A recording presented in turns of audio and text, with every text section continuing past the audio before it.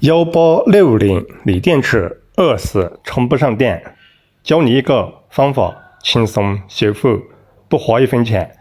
这一节锂电池充电已经没有任何反应啊，看一下正常充电它是这个红灯，现在按上也是这个绿灯啊，不充电。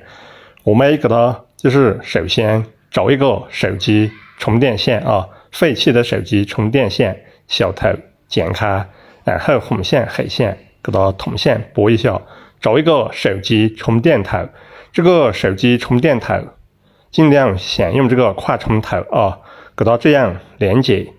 接下来我们区分好正极负极，这个就是充电线红线连接锂电池正极，黑线连接锂电池负极，大约就是10秒到20秒，用这个方法就可以给它激活成功，安入座充成功充电修复成功。